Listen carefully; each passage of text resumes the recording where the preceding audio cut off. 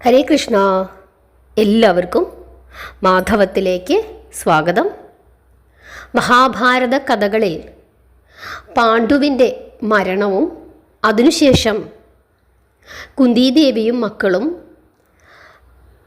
ഹസ്തിനപുരത്തിലേക്ക് എത്തുന്ന ഭാഗവുമാണ് നമ്മൾ കഴിഞ്ഞ ദിവസം പറഞ്ഞു നിർത്തിയത്. അതിനുശേഷം എന്താണ് സംഭവിച്ചതെന്ന് നമുക്ക് നോക്കാം.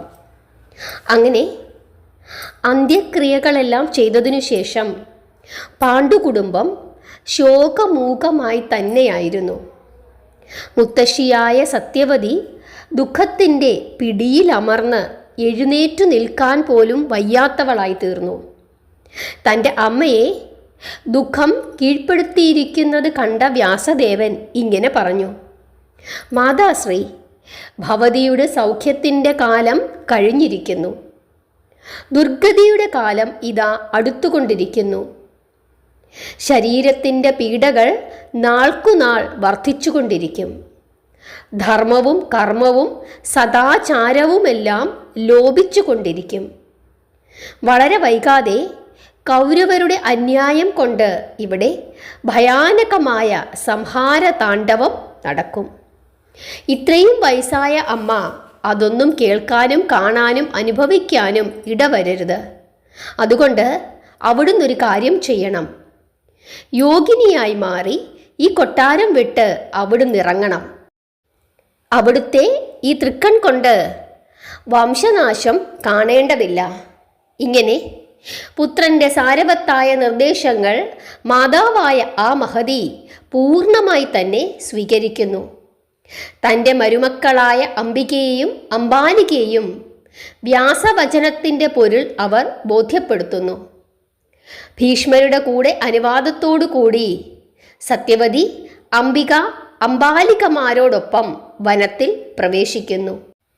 വനത്തിൽ ആഹാരാദികൾ വെടിഞ്ഞ് ഘോരമായ തപസ് ചെയ്ത് ആ 3 പേരും തങ്ങളുടെ ശരീരത്തെ ത്യജിച്ച് സൽഗതി പ്രാപിച്ചു.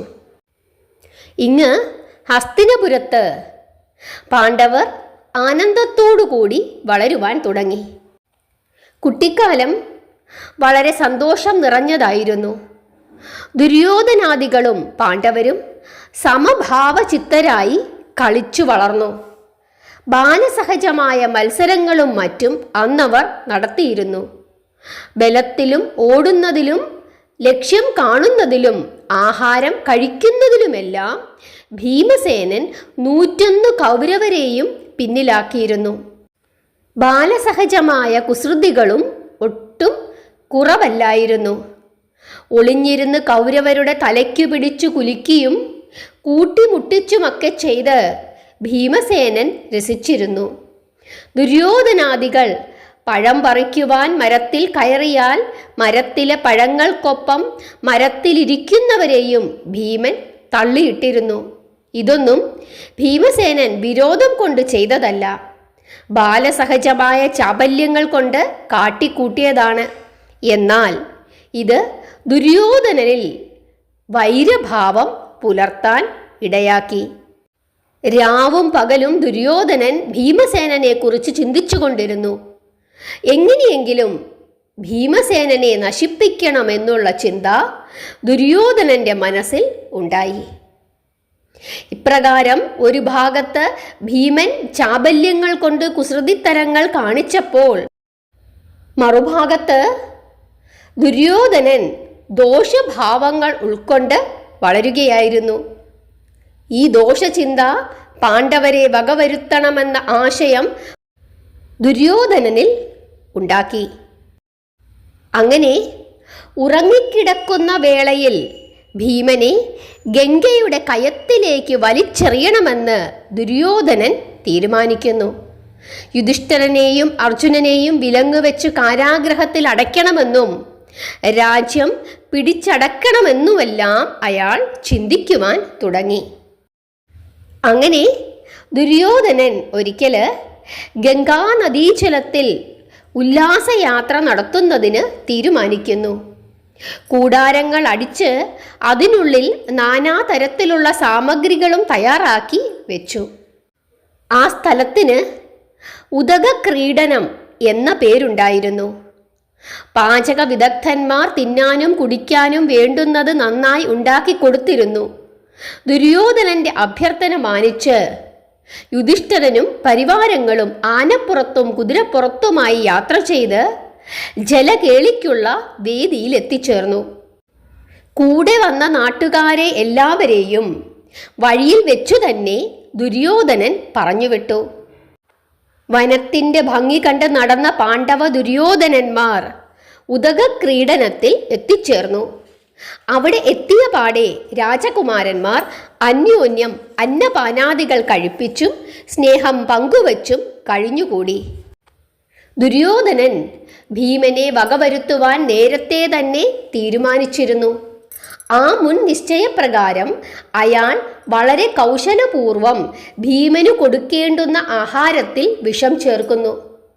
മധുരവാക്കുകൊണ്ടും മിത്രഭാവേനയുള്ള സ്നേഹപ്രകടനം കൊണ്ടും സഹോദരൻ എന്ന നിലയിൽ തൻ്റെ ആഗ്രഹമാണെന്നും പറഞ്ഞ് സമൃദ്ധമെന്നു തോന്നുന്ന ആഹാരം ദുര്യോധനൻ ഭീമസേനന് കൊടുക്കുന്നു. ഭീമസേനനാകട്ടെ അതുമാത്രമല്ല, അതിനോടൊപ്പം അവിടെയുണ്ടായിരുന്ന എല്ലാവരുടെയും ആഹാരവും എടുത്തു കഴിക്കുന്നു. ദുര്യോധനൻ മനസാ സന്തോഷിച്ചു. എന്നിട്ട് അയാൾ വിചാരിച്ചു, ഉദ്ദേശിച്ച കാര്യം നടന്നു. തുടർന്ന് ജലകേളി ആരംഭിച്ചു. ജലകേളിയിൽപ്പെട്ട ഭീമസേനൻ ആകെ തളർന്നുപോയി. മറ്റുള്ളവരോടൊപ്പം അയാളും കൂടാരത്തിൽ പ്രവേശിച്ച് ഉറക്കം തുടങ്ങി. ക്രമേണ വിഷം ശരീരത്തെ ബാധിക്കുവാൻ തുടങ്ങി. അത് പൂർണ്ണമായപ്പോൾ ഭീമൻ ചലനമറ്റു കിടന്നു. രഹസ്യമായി ദുര്യോധനൻ ചലനമറ്റു കിടന്ന ഭീമസേനന്റെ അരികിൽ വന്ന് അയാളെ വള്ളികൾ കൊണ്ട് ചുറ്റി വരിഞ്ഞു. പിന്നീട് ബന്ധിതനായ ഭീമനെ ഗംഗയിൽ കൊണ്ടെറിഞ്ഞു. ഗംഗയുടെ അഗാധ കയത്തിൽ താഴ്ന്നുപോയ ഭീമൻ ചെന്നുപെട്ടത് നാഗലോകത്തിലായിരുന്നു. അവിടെയുള്ള വിഷപ്പാമ്പുകൾ ഭീമസേനനെ ആഞ്ഞാഞ്ഞു കൊത്തി. വിഷത്തിനു വിഷമാണല്ലോ ഔഷധം. അപ്രകാരം ഭീമസേനൻ അറിയാതെ അകത്താക്കിയ വിഷത്തിൻ്റെ ശൗര്യം കുറഞ്ഞു. ഭീമസേനനെ ദംശിച്ചു കൊല്ലണമെന്നുള്ള നാഗലോകത്തിലെ സർപ്പങ്ങളുടെ ശ്രമം അങ്ങനെ ഫലിച്ചില്ല. മറിച്ച് അത് രക്ഷപ്പെടുത്തുന്നതിനുള്ള ഒരു ഉപാധിയായി മാറി. ഫലത്തിൽ ഭീമസേനനിൽ ഉള്ള വിഷം ഇറങ്ങാനാണ് നാഗങ്ങളുടെ ആക്രമണം സഹായിച്ചത്. വിഷമിറങ്ങിയ ഭീമസേനൻ ചാടി എഴുന്നേറ്റു. അയാൾ പാമ്പുകളെ പിടിച്ച് നിലത്തടിച്ചു. അനേകം പാമ്പുകൾ തല കീറി ചത്തു. മറ്റനേകം പാമ്പുകൾ ജീവനും കൊണ്ടോടി. അപ്രകാരം ഓടിയ പാമ്പുകൾ നാഗരാജാവായ വാസുകിയുടെ അടുത്തെത്തി നടന്നതൊക്കെ ബോധ്യപ്പെടുത്തി. വാസുകി ഭീമസേനന്റെ അടുത്തു വന്നു. വാസുകിയുടെ സുഹൃത്തായ ആര്യകൻ ഭീമസേനനെ തിരിച്ചറിഞ്ഞു. ആര്യകനാഗം ഭീമസേനന്റെ അപ്പുപ്പന്റെ അപ്പുപ്പനായിരുന്നു. ഭീമസേനനെ ആ നാഗം സ്നേഹത്തോടുകൂടി പുണർന്നു. ഇത് കണ്ട വാസുകി ചോദിച്ചു, ആര്യക, നാം ഇയാൾക്കെന്താ സമ്മാനമായി കൊടുക്കേണ്ടത്? ഇയാൾക്ക് ധാരാളം പൊന്നും പണവും കൊടുക്കാം അല്ലേ? അപ്പോൾ ആര്യകൻ ഇടയ്ക്കു കയറി പറഞ്ഞു, ഹേ നാഗേന്ദ്ര, പൊന്നും പണവുമെല്ലാം ഇവൻ എന്തിനാണ്? അങ്ങിവനിൽ സന്തുഷ്ടനാണെങ്കിൽ ഇവിടെയുള്ള വീരരസം ഇവനെ പാനം ചെയ്യുവാൻ അനുവദിക്കുക. അതിലൂടെ 10,000 ആനകളുടെ ബലം ഇവന് സ്വന്തമാകട്ടെ. നാഗങ്ങൾ ഭീമസേനനെ കിഴക്കു നോക്കി ഇരുത്തി പവിത്രരസം കുടിപ്പിച്ചു. ഭീമസേനൻ ഒറ്റ വലിക്ക് ഒരു അണ്ടാവിലെ രസം മുഴുവൻ കുടിച്ചു. ഈ നിലയിൽ അയാൾ 8 അണ്ടാവ് രസം കുടിച്ചു. തുടർന്ന് നാഗങ്ങളുടെ നിർദ്ദേശമനുസരിച്ച് അയാൾ ഒരു കിടക്കയിൽ, അതായത് ഒരു ദിവ്യമായ കിടക്കയിൽ കിടന്നുറങ്ങി. ജലക്രീഡയും തുടർന്ന് കൂടാരത്തിനുള്ളിലെ ഉറക്കവും കഴിഞ്ഞ് കൗരവരും പാണ്ഡവരും കളിച്ചും തുള്ളിച്ചാടിയും ഭീമസേനനില്ലാതെ തന്നെ ഹസ്തിനപുരിയിലേക്ക് യാത്രയായി. അവർ അന്യോന്യം പറയാൻ തുടങ്ങി, ഭീമൻ മുമ്പേ നടന്നു കാണും. പക്ഷേ കാര്യമെല്ലാം അറിയാമായിരുന്ന ദുര്യോധനൻ തെല്ലും കുലുങ്ങിയില്ല. ധർമാത്മാവായ യുധിഷ്ഠിരനും ഭീമസേനൻ മുമ്പേ നടന്നു കാണും എന്നു ചിന്തിച്ച് കൂടുതലൊന്നും വിചാരിച്ചതുമില്ല. ദുര്യോധനനും സംശുദ്ധനാണ് എന്നാണല്ലോ പാവം യുധിഷ്ഠിരന്റെ വിചാരം. വീട്ടിലെത്തി യുധിഷ്ഠിരൻ അമ്മയോട് ചോദിച്ചു, അമ്മേ, ഭീമൻ ഇവിടെ നേരത്തെ വന്നു അല്ലേ? ഇങ്ങോട്ട് തിരിക്കുന്ന സമയത്ത് അവനെ മാത്രം അവിടെ കണ്ടില്ല. അവൻ മുമ്പേ നടന്നു കാണുമെന്ന് കരുതി ഞങ്ങൾ ഇങ്ങോട്ട് പോന്നു. പക്ഷേ ഇവിടെ അവനെ കാണുന്നില്ലല്ലോ. എവിടെ പോയി? അമ്മ എവിടെയെങ്കിലും അവനെ പറഞ്ഞയച്ചുവോ? ഇങ്ങനെ യുധിഷ്ഠിരൻ അമ്മയോട് ചോദിക്കുന്നു. യുധിഷ്ഠിരനിൽ നിന്നും ഇത്രയും കേട്ടപ്പോൾ കുന്തി പേടിച്ചു. ആ അമ്മ പറഞ്ഞു, അവനിവിടെ വന്നിട്ടില്ല. പെട്ടെന്ന് പോയി കണ്ടുപിടിക്കൂ എൻ്റെ കുഞ്ഞിനെ. കുന്തിക്ക് പരിഭ്രമം കാരണം അടങ്ങിയിരിക്കാൻ കഴിഞ്ഞില്ല. ജലക്രീഡയ്ക്ക് പോയതിൽ ഒരുവനില്ലാതെ തിരിച്ചു വന്നിരിക്കുന്നു. കുന്തി വിതുരരെ വരുത്തി പറഞ്ഞു, വിതുര സഹോദര, ഭീമനെ കാണുന്നില്ല. എല്ലാവരും തിരിച്ചെത്തി, അവൻ മാത്രം എത്തിയില്ല. ദുര്യോധനന് പണ്ടേ അവനെ കണ്ണെടുത്താൽ കണ്ടുകൂടാ. ദുര്യോധനനാകട്ടെ ക്രൂരനാണ്. അവൻ എന്തെങ്കിലും എൻ്റെ കുഞ്ഞിനെ ചെയ്തു കാണുമോ? എന്തെങ്കിലും ചതിയിൽപ്പെടുത്തി എൻ്റെ മകനെ അവൻ വകവരുത്തി കാണുമോ? എൻ്റെ മനസ്സെരിയുന്നു. ഇങ്ങനെ പറഞ്ഞ് കുന്തി കരയാൻ തുടങ്ങി. വിതുരർ സമാധാനപ്പെടുത്തിക്കൊണ്ട് പറഞ്ഞു, ഹേ മംഗളരൂപിണി, അറം വരുന്നതൊന്നും പറയരുതേ. ദുര്യോധനനോട് ചോദിച്ചാൽ അവൻ കൂടുതൽ ദേഷ്യപ്പെടുകയുള്ളൂ. മഹർഷി വ്യാസന്റെ അനുഗ്രഹം അനുസരിച്ച് നിന്റെ പുത്രൻ ദീർഘായുസുള്ളവനാണ്. ഇവിടെ കണ്ടില്ലെങ്കിൽ അവൻ എവിടെയെങ്കിലും കാണും. കുറച്ചു കഴിയുമ്പോൾ അവൻ മടങ്ങി വരും. അങ്ങനെ കുന്തിയെ സമാധാനപ്പെടുത്തി വിതുരർ മടങ്ങിപ്പോയി. വിതുരർ ഇപ്രകാരം ആശ്വസിപ്പിച്ചു എങ്കിലും കുന്തി വളരെയധികം ദുഃഖിതയായി തന്നെ ഇരുന്നു. നാഗലോകത്തിൽ മഹാബലശാലിയായ ഭീമസേനൻ കുടിച്ച രസമെല്ലാം ദഹിപ്പിച്ച് 8-ാം ദിവസം ഭീമൻ ഉണർന്നെഴുന്നേൽക്കുന്നു. അനേകം നാഗങ്ങൾ ഭീമന്റെ അടുത്തു ചെന്ന് അയാളെ അനുമോദിച്ചുകൊണ്ട് ഇങ്ങനെ പറഞ്ഞു, താങ്കൾ പാനം ചെയ്ത രസം അപൂർവത്തിലും അപൂർവമായ ഒന്നാണ്. അതുകൊണ്ട് കിട്ടാവുന്ന ബലം തിട്ടപ്പെടുത്തി പറയുവാൻ കഴിയുകയില്ല. ഒരു രീതിയിൽ പറഞ്ഞാൽ താങ്കൾ 10,000 ഗജവീരന്മാർക്ക് ഒത്തിണങ്ങിയ ബലം ഇപ്പോൾ തന്നെ കരസ്ഥമാക്കിയിരിക്കുന്നു എന്ന് പറയാം. യുദ്ധത്തിൽ ആർക്കും അങ്ങയെ പരാജയപ്പെടുത്തുവാൻ കഴിയുകയില്ല. ഇനി അങ്ങേക്ക് ധൈര്യപൂർവം എഴുന്നേൽക്കാം. ഇവിടെയുള്ള ദിവ്യജലത്തിൽ കുളിച്ച് വെള്ളപ്പട്ടുടയാട അണിഞ്ഞ് സ്വന്തം വീട്ടിലേക്ക് തിരിച്ചു പോകാം. താങ്കളെ കാണാഞ്ഞ് അമ്മയും സഹോദരന്മാരും ദുഃഖത്തിൽ കിടന്ന് ഉഴലുകയാണ്. ഇങ്ങനെ നാഗങ്ങൾ പറഞ്ഞതനുസരിച്ച് ഭീമൻ കുളിച്ച് പട്ടുവസ്ത്രം ധരിച്ച് മൃഷ്ടാന്ന ഭോജനവും നടത്തി നാഗങ്ങളുടെ അനുമതിയോടുകൂടി മുകളിലോട്ട് വന്നു. കുറേ ദൂരം നാഗങ്ങൾ ഭീമനെ അനുഗമിച്ചു. പിന്നീടവർ അന്തർധാനം ചെയ്തു. തുടർന്ന് ഭീമസേനൻ കുന്തിയുടെ അടുക്കൽ വന്ന് അമ്മയെ പ്രണമിച്ചു. അതിനുശേഷം യുധിഷ്ഠിരനെയും നമസ്കരിച്ചു. അനുജന്മാരുടെ മൂർധാവിൽ ചുംബിച്ചു. കുന്തി കുടുംബം ആനന്ദിച്ചു. ദുര്യോധനന്റെ ദുഷ്ടത്തരങ്ങൾ ഭീമസേനൻ എല്ലാവരെയും പറഞ്ഞു കേൾപ്പിച്ചു. നാഗലോകത്തിലുണ്ടായ തൻ്റെ അനുഭവങ്ങളും വിസ്തരിച്ച് പറഞ്ഞു കേൾപ്പിച്ചു.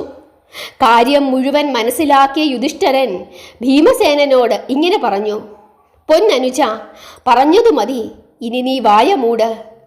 നാഗലോകത്തു പോയതും ശക്തി ലഭിച്ചതുമായ കാര്യങ്ങളൊന്നും ഇനി നീ ആരോടും പറയരുത്. നാം ശ്രദ്ധാപൂർവം നമ്മെ പരസ്പരം രക്ഷിക്കുന്ന കാര്യത്തിൽ ശ്രദ്ധാലുക്കളായി ഇരിക്കണം. അതിനുശേഷം നീചനായ ദുര്യോധനൻ ഭീമസേനന്റെ പ്രിയ സാരഥിയെ കഴുത്തു ഞെരിച്ചു കൊന്നുകളഞ്ഞു. ധർമാത്മാവായ വിതുരർ പറഞ്ഞതനുസരിച്ചതുകൊണ്ട് പാണ്ഡവർ അതിനൊന്നും പ്രതികരിക്കാതെ നോക്കി അടങ്ങി ഇരുന്നതേ ഉള്ളൂ. പിന്നെയും ഒരവസരത്തിൽ ദുര്യോധനൻ ഭീമന്റെ ആഹാരത്തിൽ വിഷം കലർത്തുന്നു. യുത്സു ഇക്കാര്യം നേരത്തെ തന്നെ പാണ്ഡവരെ ബോധ്യപ്പെടുത്തിയിരുന്നു. എന്നാൽ ഭീമനാകട്ടെ ആ ആഹാരം കഴിക്കുക തന്നെ ചെയ്തു. പക്ഷേ അതിൽ കലർന്നിരുന്ന വിഷം ഭീമസേനന്റെ ശരീരം സ്വയം ദഹിപ്പിച്ചു കളഞ്ഞു. ദുര്യോധനനും കർണനും ശകുനിയുമെല്ലാം ഭീമനെ വകവരുത്തുവാൻ സാധിക്കാത്തതിൽ വളരെയധികം വിഷമിച്ചു. ആ മഹാബലശാലിയെ വകവരുത്തുന്നതിന് അവർ പുതിയ പുതിയ തന്ത്രങ്ങൾ മെനഞ്ഞുകൊണ്ടേയിരുന്നു. ഇതെല്ലാം കണ്ടിട്ടും കേട്ടിട്ടും അറിഞ്ഞിട്ടും പാണ്ഡവർ പ്രതികരിക്കാതെ മൗനം ദീക്ഷിച്ചത് വിതുരരുടെ കർക്കശമായ ആജ്ഞയ്ക്ക് വഴങ്ങിയായിരുന്നു.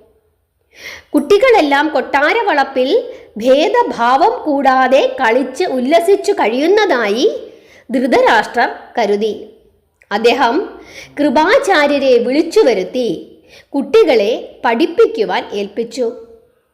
കൗരവരും പാണ്ഡവരും കൃപാചാര്യരിൽ നിന്നും ശാസ്ത്രവിധി അനുസരിച്ച് ധനുർവേദം കരസ്ഥമാക്കുന്നു. ഹരേ കൃഷ്ണ. ഇതാണ് ഭീമസേനനെ ദുര്യോധനൻ ഉപദ്രവിച്ച കഥ.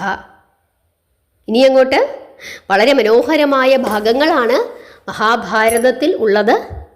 അതൊക്കെ നമുക്ക് ഓരോ ദിവസമായി കുറേശ്ശെ പഠിക്കാം. എല്ലാവരെയും ഭഗവാൻ അനുഗ്രഹിക്കട്ടെ. ഹരേ കൃഷ്ണ.